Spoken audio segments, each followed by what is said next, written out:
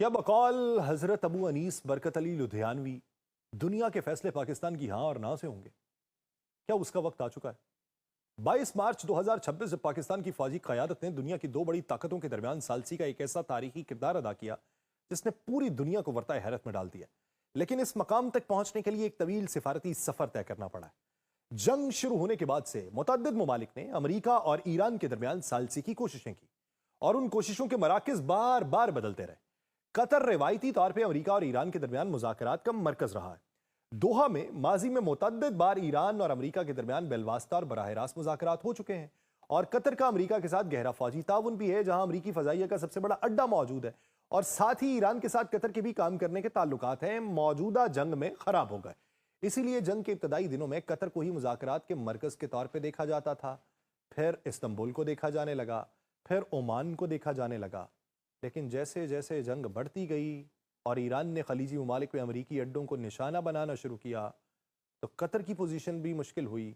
अमरीकी फ़ौजी अड्डे मौजूद थे और ईरान की तरफ से उन अड्डों को निशाना बनाए जाने का इकदाम उठाया गया, और इसलिए कतर ने अपने आप को मुज़ाकरात के मरकज़ के तौर पर पेश करने में एहतियात बरतना शुरू कर दिया। फिर इस्तांबुल था। तुर्किया का खित्ते में मुतवाज़िन सिफारती किरदार है, नेटो का रुकन है, ईरान के साथ गहरे ताल्लुकात हैं। तुर्किया के वज़ीर ख़ारजा हकान फ़िदान ने जंग के दौरान मुतअद्दिद बार ईरानी हुकाम से मुलाकातें की हैं, अमरीकी एलची स्टीव विटकॉफ से राबिते किए हैं। तुर्किया ने जंगबंदी के लिए आर्जी मौका फराहम करने की कोशिश की है, लेकिन इस्तांबुल भी मुज़ाकरात का मुस्तकिल मरकज़ नहीं बनता दिखाई दे रहा। क्यों? पाकिस्तान क्यों? पीछे की कहानी क्या? उस सब का हवाला इस व्लॉग में। आप सब पर सलामती हो, मैं यासिर रशीद हूँ और आप देख रहे हैं सुनो न्यूज़।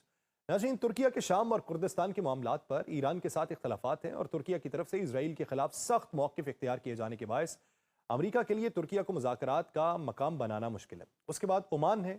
ओमान ने तारीखी तौर पर अमेरिका और ईरान के दरमियान सालसी का किरदार अदा किया, और उसके पास इस हवाले से तजुर्बा भी है, और ओमान के हुकाम ने जंग के दौरान दोनों फरीकैन को पैगामात पहुंचाने का सिलसिला जारी रखा है। लेकिन फिर ऐसा क्या हुआ कि पाकिस्तान पर नजर पड़ी?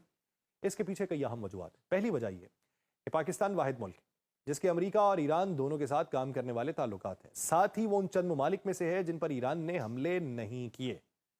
पाकिस्तान में कोई अमरीकी फौजी अड्डा इस वक्त मौजूद नहीं है, इसलिए ईरान को पाकिस्तान से कोई बराह रास्त खतरा महसूस नहीं है। और जंग के दौरान जब ईरान ने कतर, बहरीन, यूएई और सऊदी अरब में अमरीकी असासों को निशाना बनाया, तो पाकिस्तान जो है इस ज़िमन में दोनों तरफ सहूलतकारी कर रहा था, और दोनों तरफ सालसी के हवाले से यह काम को ठंडा करने का काम कर रहा था। यह हकीकत पाकिस्तान की गैर जानिबदार सालिस के तौर पर सामने आती है। दूसरी वजह यह है कि पाकिस्तान और ईरान के दरमियान गहरे सकाफती, मजहबी और तारीखी रवाबित है। पाकिस्तान में ईरान के बाद दुनिया की दूसरी बड़ी शिया आबादी, दोनों ममालिक के दरमियान तवील